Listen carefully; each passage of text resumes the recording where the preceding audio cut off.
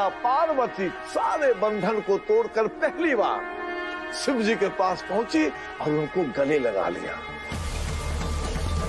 यह दृश्य देखकर सृष्टि झूम उठी, देवता प्रसन्न हो गए। पहली बार प्रकृति और पुरुष का मिलन हुआ। बादल गरजने लगे और बारिश होने लगी। Thank you so much doctor Shiv, thank you. और ऐसा लगा कि शिव जी और माता पार्वती के मिलन से विश्व की सारी आपदाएं खत्म हो जाएंगी।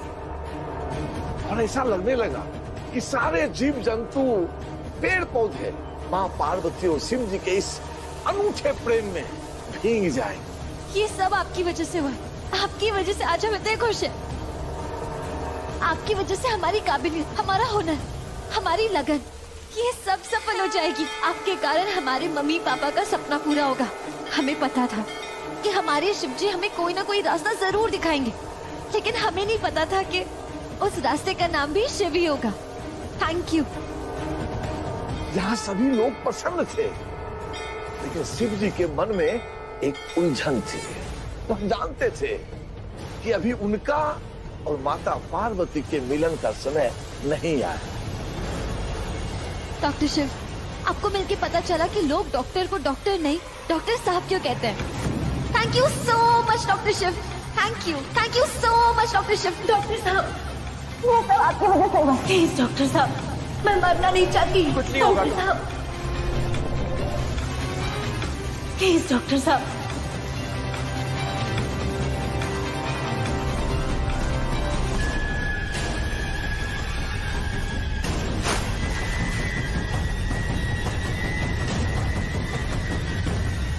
तुम्हें कुछ नहीं होगा, तुम टेंशन मत लो, तुम बस हौसला रखो। तुम्हें पता है ना मैं इंडिया का बेस्ट डॉक्टर हूँ, मैं तुम्हें कुछ नहीं होने दूंगा। तुम बस हौसला रखो, ट्रस्ट मी।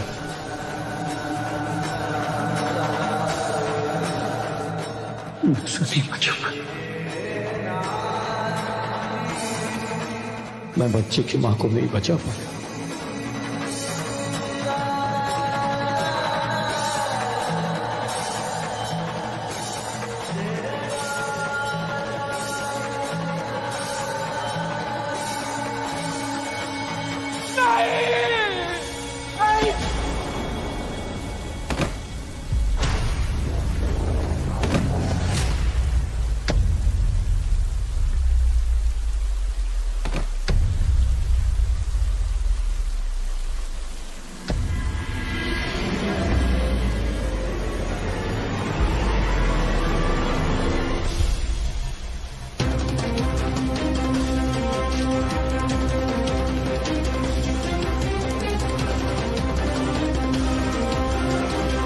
नंदू, नंदू बेटा, शिव की इतने दिनों बाद ऐसी हालत फिर से कैसे? मामी, फिर से वो लड़की शक्ति, फिर से शक्ति?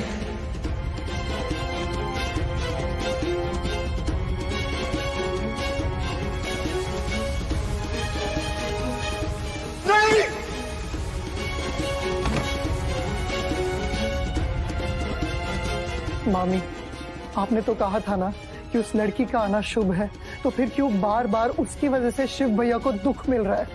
क्यों? उस दिन भी और आज भी। नंदू बेटा, कभी कभी घाव का इलाज करने के लिए उसे छेड़ना भी पड़ता है। तुम्हें एहसास हुआ इस बात का कि पहले शिव चुप रहता था, ना खुशी में खुश होता था, ना दुख में दुखी, बस अतीत को पकड़े अकेले रोता रहता था। लेकिन अब शिव हरकत में आ गया है, प्रतिक्रिया करने लगा है। ये तो अच्छा संकेत है ना। हम तो चाह के भी उसके साथ नहीं रह सकते, लेकिन तुम अपने भैया के साथ रहना, उसका ख्याल रखना।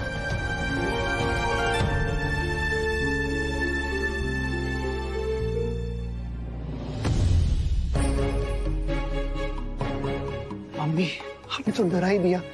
क्या हुआ? क्या हुआ? कितनी बार कहा है, शिव के आगे पीछे मत घुमा कर। मम्मी, शिव भैया की हालत बहुत खराब है, मुझे उनके साथ रहना है।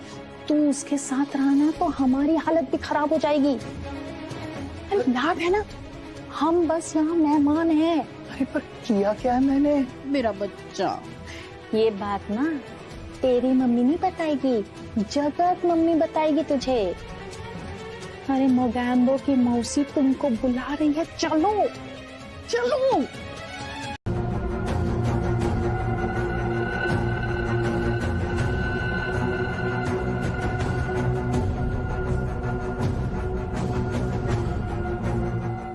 यार है तो बड़ी औसम, कैसे बताओ इसे?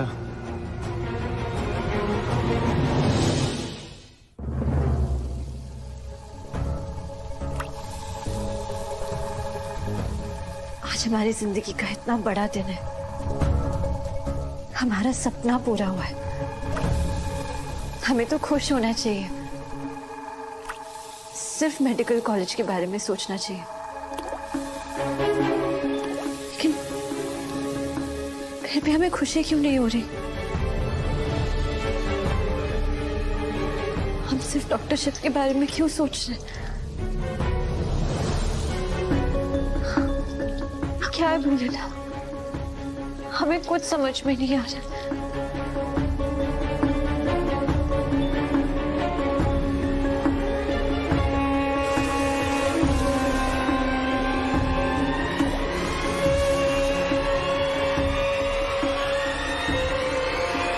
शक्ति, क्या कर रही है तू? पागल, हाथ जल जाता अभी तेरा। सॉरी दीदी, हमारा ध्यान नहीं था। यहाँ रखा कर।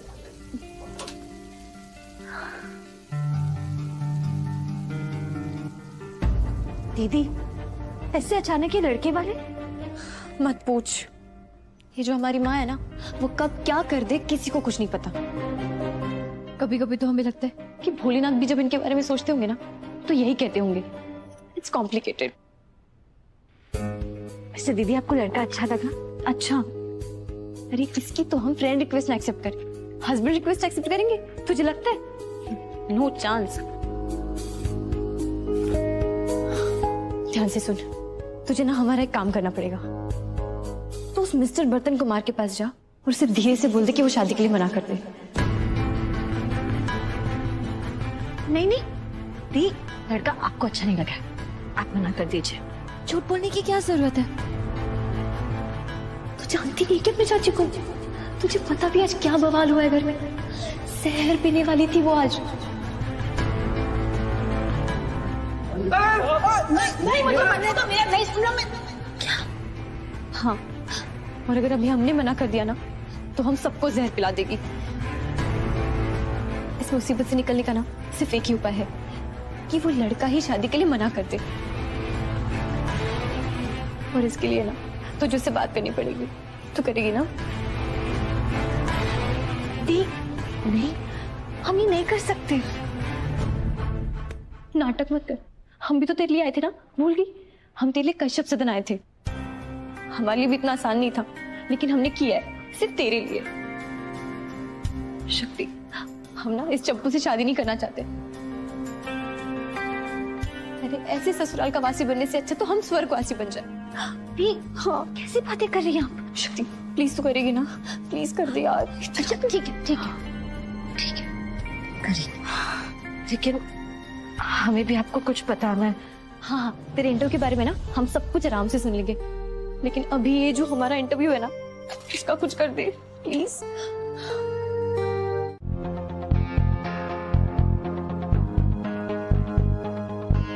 नंदू ने हमें सब कुछ बता दिया है। क्यों खुद को सजा दे रहा है? अरे तूने तो अच्छा काम किया है। पता है बेटा, दुनिया की सबसे बड़ी सुपर पावर कौन सी होती है? किसी का सपना पूरा कर पाना। और तूने वही तो किया है उस लड़की को वजीफा दिलाकर। आज तक तुम सिर्फ हमारे सुपर हीरो थे, अब उस लड़की के भी हो।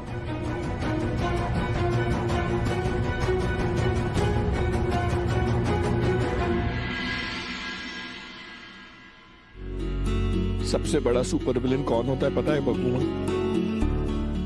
जो किसी का अच्छा मूड खराब कर दे, किसी के हंसते हुए चेहरे पर आंसू लेकर आए, और आज वो काम मैंने कर दिया। नहीं भैया, ऐसा कुछ नहीं है भैया। मुझे तो उसे कॉन्ग्रेचुलेट करना चाहिए था, पर मैंने तो उसे धक्का दे दिया, वो नीचे गिर गई। आपका सुपर हीरो नहीं है, सुपर विलेन है। ना जाने क्यों मुझसे मेरा ये गुस्सा कंट्रोल नहीं होता। बेटा, कई बार ऐसा होता है कि हमारा अतीत हमारे सामने आ जाता है। तो प्लीज, आज कोई अतीत की बातें नहीं करते, सिर्फ आज की बात करते हैं। आज की बात करना चाहता है, शक्ति की बात करना चाहता है। अग्गू माँ प्लीज, आप भी इस नंदू की तरह बात मत करो।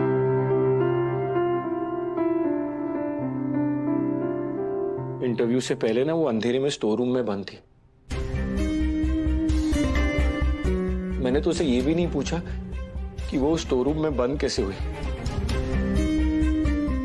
सिर्फ अपने दर्द की परवाह की। उस बेचारी का दर्द जाने बगैर उसे और दर्द दे दिया। पता नहीं क्या हो गया था मुझे। मतलब गलती हो गई तुझसे। जब हमसे गलती होती है तो हम क्या करते हैं? क्या करते हैं? क्या करते हैं? सॉरी बोलते हैं। एग्जैक्टली। जाकर सॉरी बोल दे, इजी पीजी। समझा मेरा BFF? एग्जैक्टली, जाके सॉरी बोल देता हूँ, इजी पीजी।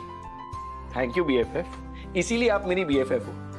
जब भी मुझे आपकी जरूरत होती है ना बकुमा, आप हमेशा मेरे काम आती हो।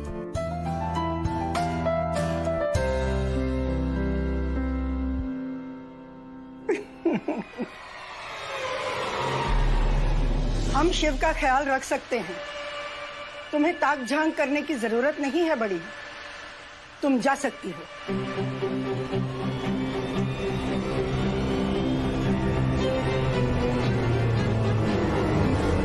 तुम मंदिरा को यह दिला रहे थे कि मेरे पिताजी के नाम पर तुमने ट्रस्ट बनाया। तेरे सर पे ये जो ट्रस्टी होने का भूत है ना, मैं अभी उतारता हूं।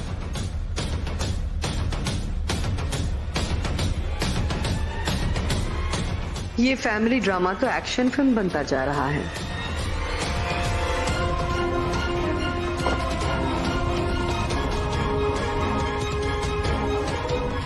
ऐसा क्या कर रहे हैं आप? रुक जाइए।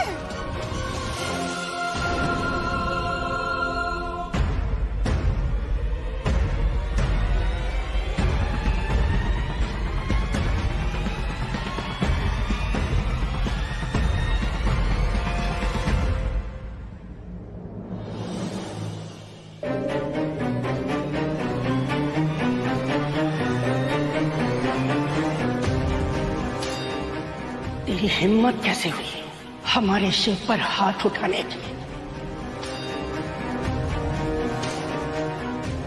ये बुढ़िया कहां से आ गई मेरा काम बिगाड़ने? जानता नहीं कितनी नाजुक हालत है उसकी। और माँ, चुप!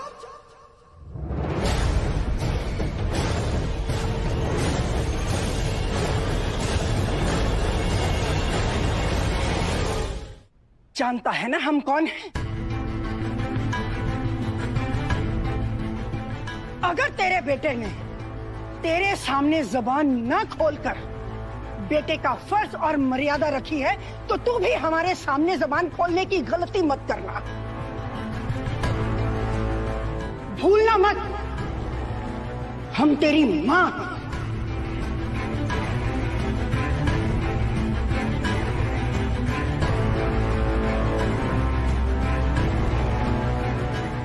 और तुम सब लोग यहाँ पर बुत बन के खड़े हैं। कोई जाकर रघुनाथ को रोक नहीं सकता था?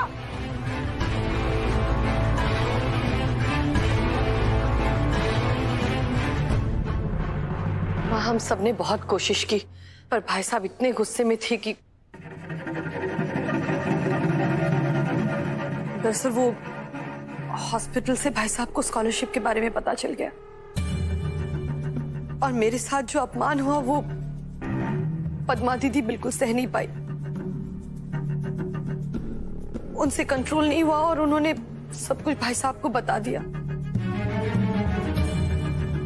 हाय हाय शकुनी का कलयुगी अवतार हमेशा हमारे कंधे पर ही बंदूक रखकर चलाती है।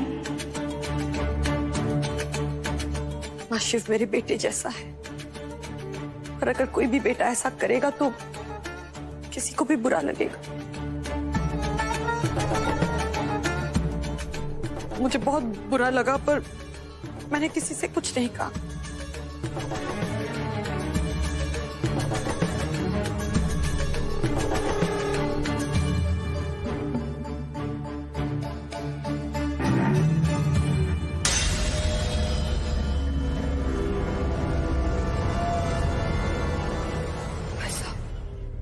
छोड़िए ना प्लीज, चलिए अपने कमरे में चलिए। बताइए भाई, अब क्या फैसला लिया आपने? हैं? नहीं मतलब मुंह मीठा करने की तैयारी करूं? मैं तो जानती हूँ मेरी रिमझिम तो है इतनी प्यारी कि कोई मना कर ही नहीं सकता। पर इसे पूछ लिया, फॉर्मेलिटी।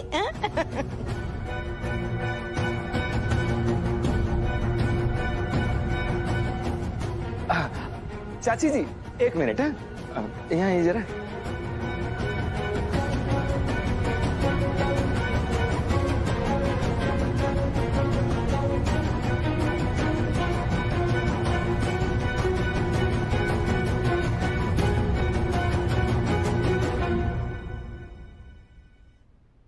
तो उस मिस्टर बर्तन कुमार के पास जाओ और उसे धीरे से बोल दे कि वो शादी के लिए मना कर दे।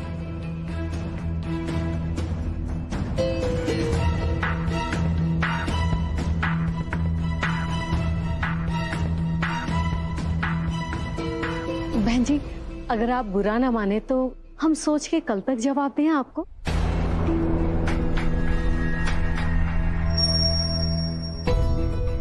हाँ हाँ बिल्कुल, इतना बड़ा निर्णय है, सोचना तो पड़ेगा। वैसे पता न हो तो कह दूं, आप अभी हाँ के ना बोलती ना तो भी मैं तो कहने ही वाली थी कि आराम से सोच के कल बता दीजिएगा। बोलो। आज ही मना कर देते ना, इतना बिल्डअप करने की क्या जरूरत थी? चाची जी इजाजत दीजिए, हैं? चलते? हाँ हम आ रहे हैं आपको छोड़ने। चलो चल चलिए। फिर मैं देखता हूँ कि तू किस तरह से अपनी चाची से जुबान लड़ाता है। वाह रे मंथरा और सुर्पनखा की नानी, जो चाहती है वो पाके रहती है। लोग अपनी उंगली टेढ़ी करते हैं, इसने तो पूरे घर को टेढ़ा मेढ़ा कर दिया है। वाह वाह वाह वाह।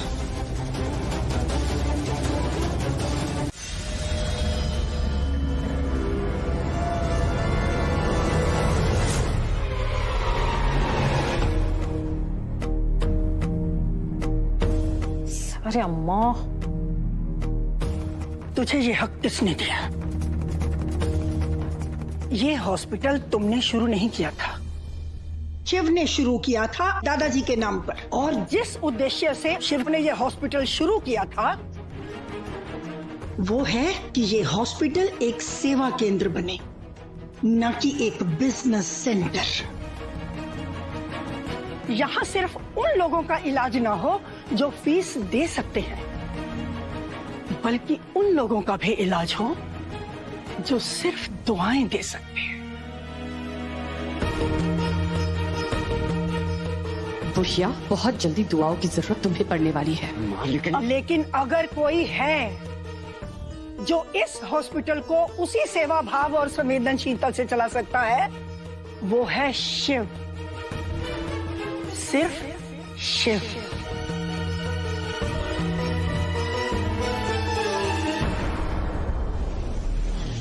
शिव मेन ट्रस्टी है और रहेगा।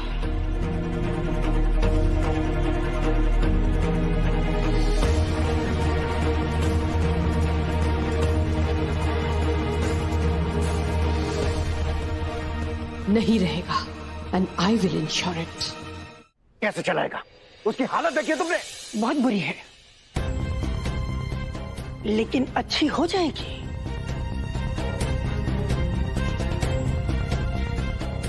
जानते हो ना, पूर्णेंदु जी ने क्या कहा था?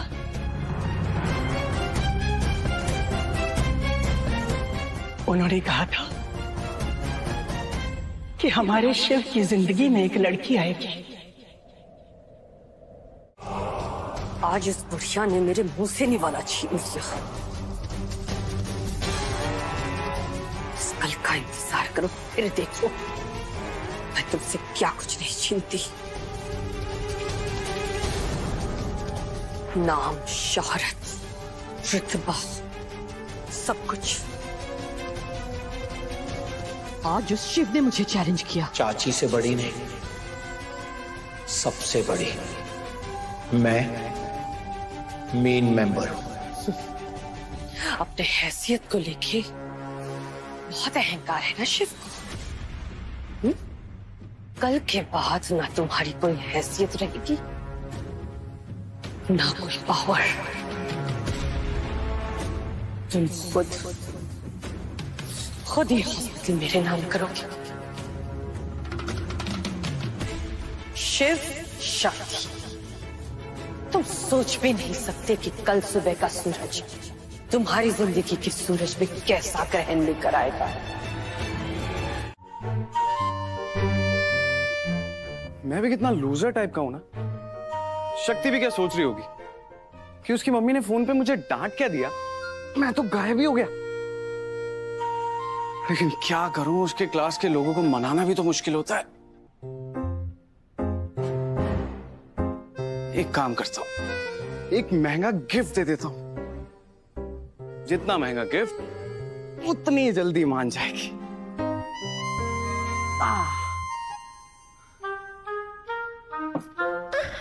भैया ये रहा आपका 14 सेक और अंग्रेजी वाला अखबार।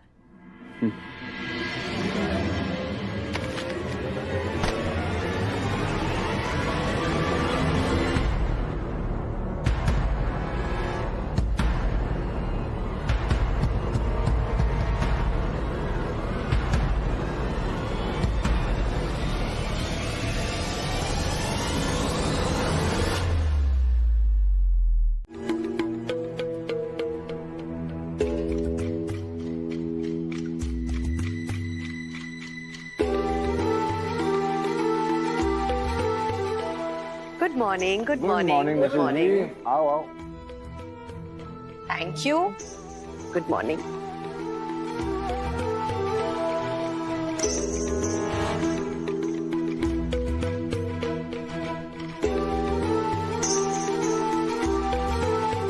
कोई न्यूज़पेपर देख क्यों नहीं रहा है?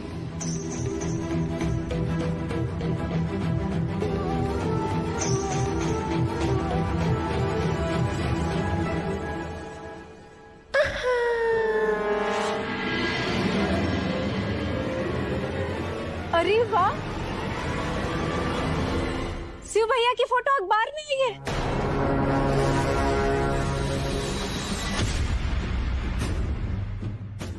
छोटी भाभी पढ़ के बताइए ना इसमें क्या लिखा है। हमारा शिव तो इतना महान काम करता रहता है कि उसकी फोटो तो पेपर में आती ही रहती है। अब भाई साहब जरा देखिए ना क्या लिखा है। हाँ, बताइए ना।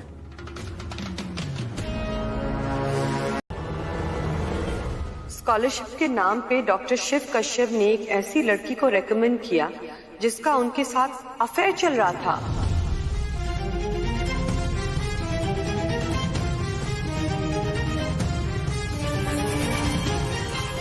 ये अपनी पोजीशन का नाजायज फायदा उठाना नहीं हुआ तो और क्या है। सिफारिशी इंटरव्यू क्लियर करने के बाद दोनों को सड़क पर बारिश में भीगते हुए अभद्र और अश्लील व्यवहार करते हुए देखा गया।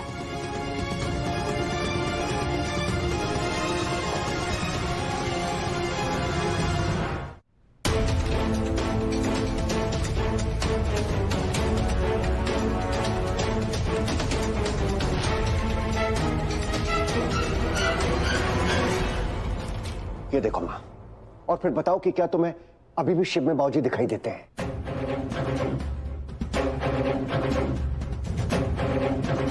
उनकी ईमानदारी, उनकी सच्चाई, उनके उसूल।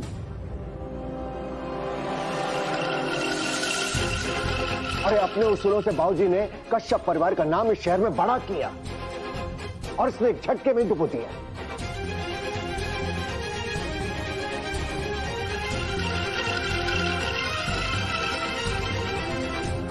अब मैं समझा कि ये लड़का क्यों मंदिरा से भिड़ गया था, क्यों उस लड़की के गुणगान कर रहा था। आशिक बन गए हैं ये जनाब, चक्कर चल रहा है इस लड़की से इसका।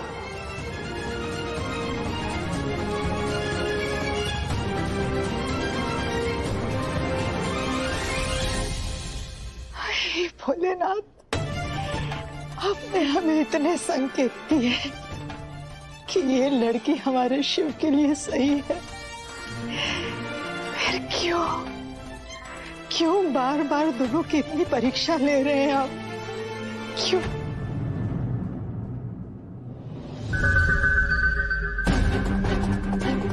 अब भाई साहब,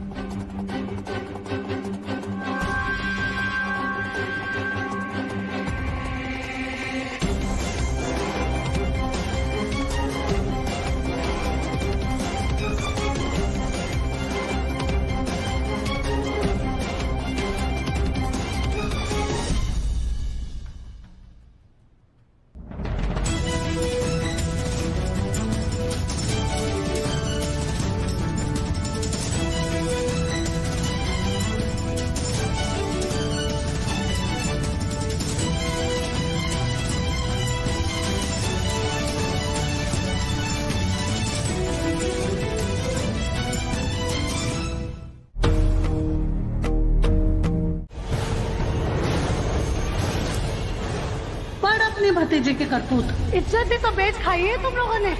बड़े मोहल्ले में दादागिरी करते घूमती फिरती थी, आज के बाद है ना आंख झुकाकर बात करना हमसे।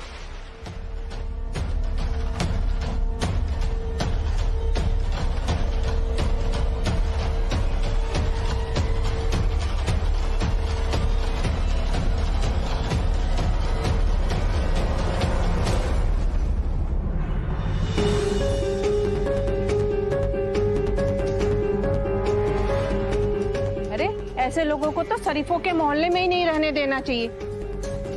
बड़ी अकड़ में रहा करती थी, आज के बाद देखते हैं कैसे हमारे सामने मुंह खोलती है।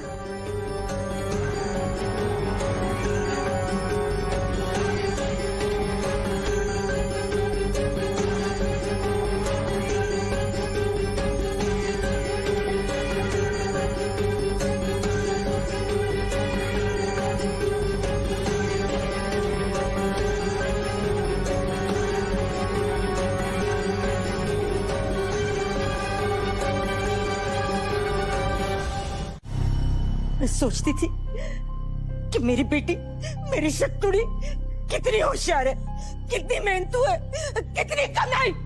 छूना मत मुझे, छूना मत तो।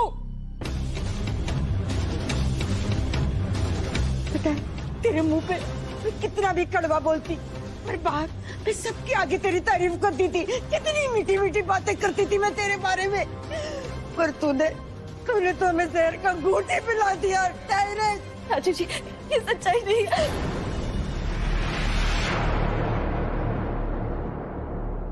एक बात में मैं सच थी शक्ति, कि कुछ भी फ्री में नहीं मिलता। हर बात में वो टर्म और कंडीशन तो जरूर होती है, कोई ना कोई शर्त तो होती है।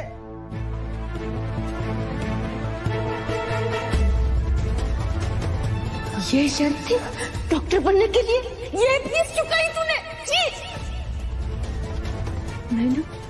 मैं तुझे कच्चा नींबू बोलती थी, क्योंकि मुझे लगता था तू कभी भी झूठ नहीं बोलेगी, मुझसे तू झूठ नहीं बोलेगी कभी।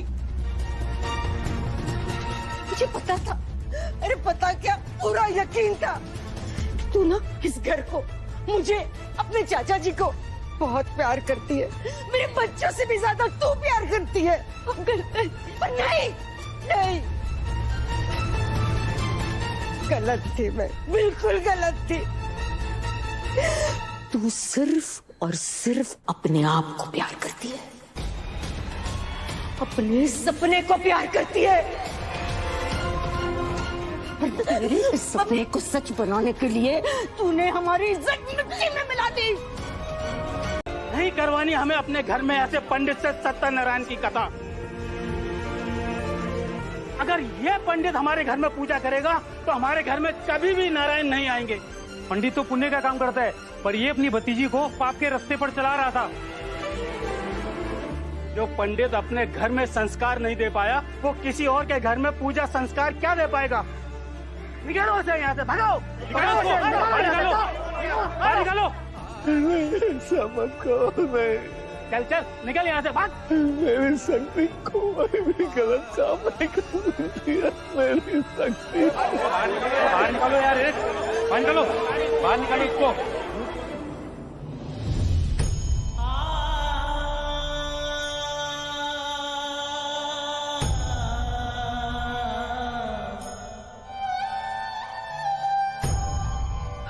तुम चिंता मत करो बेटा, हमें पता है कि हमारी शक्ति कभी गलत कर ही नहीं सकती। हमें पता है बेटा।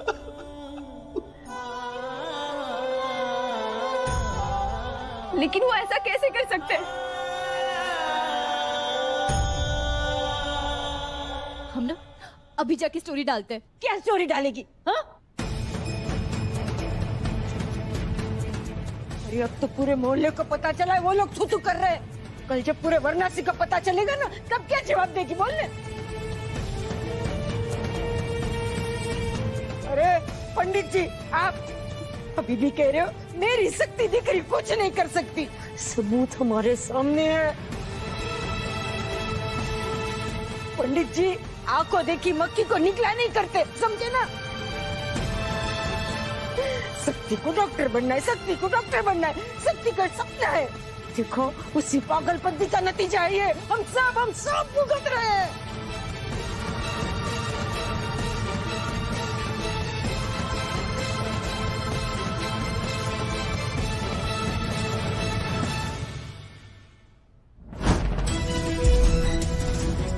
मम्मी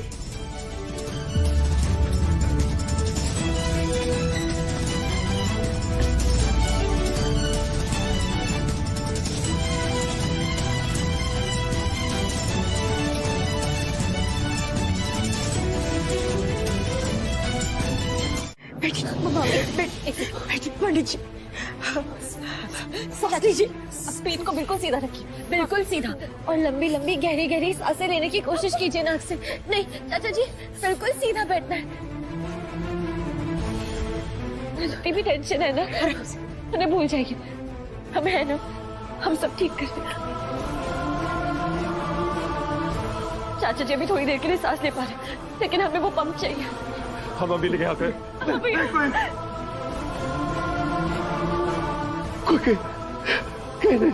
नहीं जाएगा। आपको दमे का दौरा पड़ा है, पंप तो चाहिए ना? कोई बात नहीं। आप इन्हें लेटने मत देना, ठीक है? उससे खून में ऑक्सीजन की कमी होती है, ठीक है? और इन्हें कहिएगा कि लंबी लंबी गहरी गहरी सांसें लेंगे नाक से, ठीक है? ठीक है धर्म भैया, इन्हें ज्यादा बोलने मत दीजिएगा। हम अभी आए। नहीं, तू बाहर नहीं जाएगी। किसी वजह से हो रहा है, हमें ठीक करना होगा। हम पंप लेने जा रहे हैं। अरे पर बाहर चाची जी, जिसे जो करना है जो कहना है कहने दीजिए, हमें कोई परवाह नहीं। लेकिन हम चाचा जी को कुछ नहीं होने देंगे। ना छोकरी, मैं तुझे बाहर नहीं जाने दूंगी ना। चाची जी, आपको हमसे बहुत शिकायत है कि हम आपकी बात नहीं सुनते। इस बार आप एक आखिरी बार डांट लगा लेना, लेकिन हमारा ये करना बहुत जरूरी है।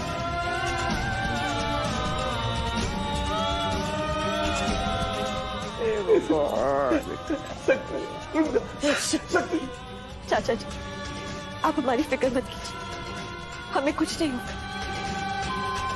हमारे शिव हमारे साथ।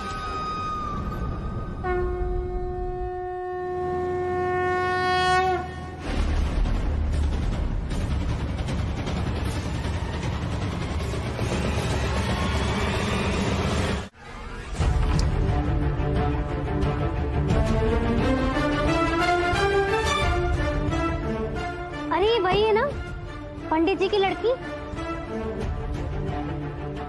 जिसका फोटो आया इस पेपर में? हाँ, वो क्या कहते हैं, आजकल बड़ी बोल्ड है। दुनिया तुम्हें गिराने की कोशिश करेगी शक्ति, हराने की कोशिश करेगी, पर तुम हार मत मानना।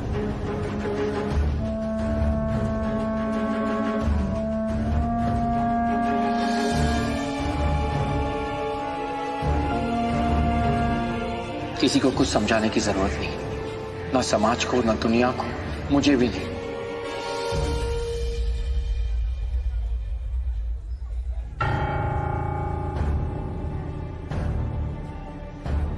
बस तुम्हें याद रहे कि तुम शक्ति हो और शक्ति कभी कमजोर नहीं पड़ सकती।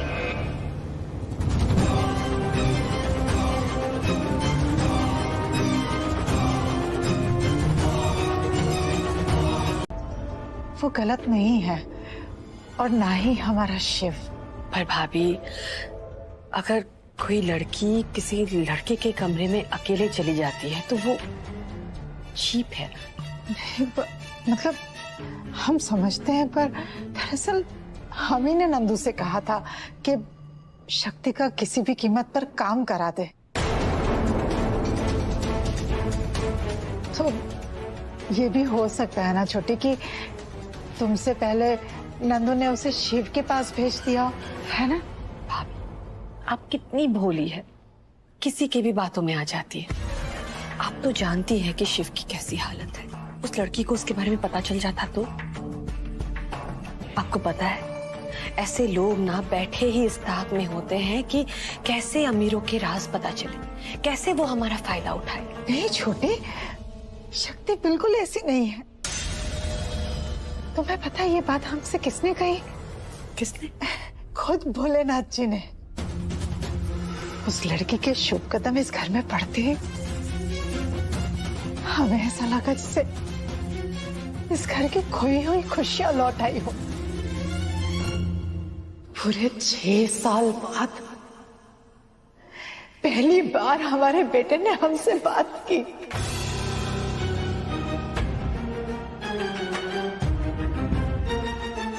शिव ने आपसे बात की?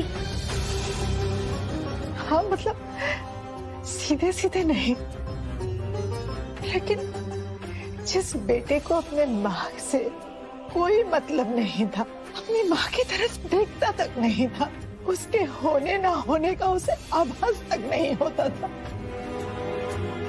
6 साल बाद, पूरे 6 साल बाद उसने हमें, हमारी ममता को सम्मान दिया। हमें जिसने उसके जीवन को बदल के रख दिया, सबसे बड़े गुनहगार थे। फिर से उसने हमें एक बार मां समझा, सिर्फ शक्ति के कारण। पता नहीं क्यों हमारा दिल मानता ही नहीं कि शक्ति कुछ गलत कर सकती है। बस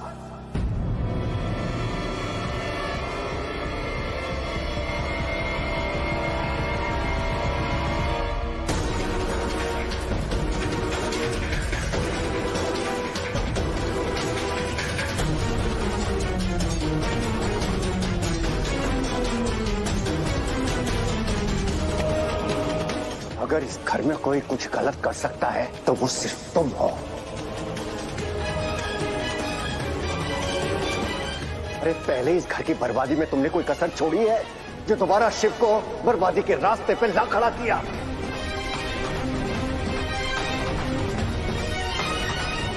तुम्हें लगा कि वो लड़की सही है और उस लड़की ने इस घर के नाम को मिट्टी में मिला दिया।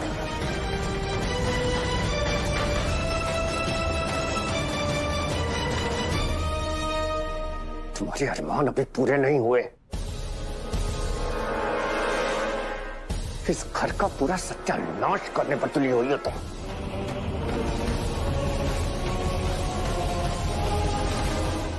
अरे इस घर की खुशियां पहले तुम छीन चुकी हो, अब बचा कुछ एक नाम बचा है उसे भी मिट्टी में मिला देना चाहती हूँ, बर्बाद कर देना चाहती हूँ सब कुछ।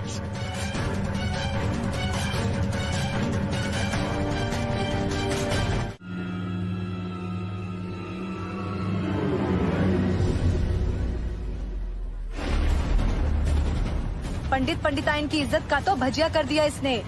ऐसी लड़की होने से तो ना होना ही अच्छा है। भैया इनहेलर दीजिए ना, थोड़ी इमरजेंसी है। अरे आप आई हैं, इमरजेंसी है तो कुछ और दे दूं? बस नहीं लो प्लीज।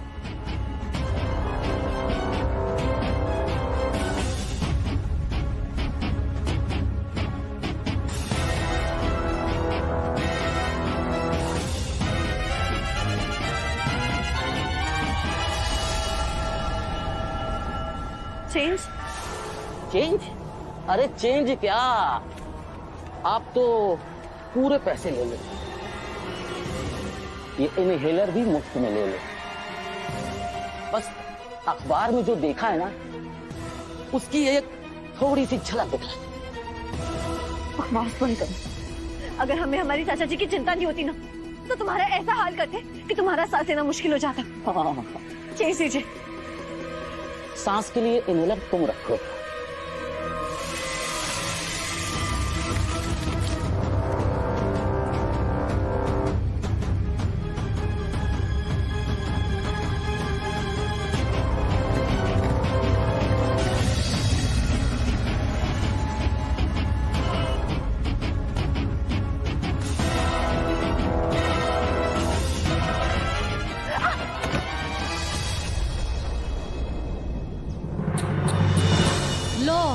ये तो यहाँ भी गिर गई। लड़की जात बंद तिजोरी की तरह होती है, खुल गई तो सार्वजनिक हो जाती है। ये लड़की, इसने तो पूरे खानदान की नाक कटवा के रख दी है। इस नगरी में लोग तीर्थ करने आते हैं, लेकिन पंडित पंडिताइन की भतीजी ने तो यहाँ पर अय्याशी का अड्डा बना रखा है। चलो बहन चलते हैं, देखा नहीं जा रहा।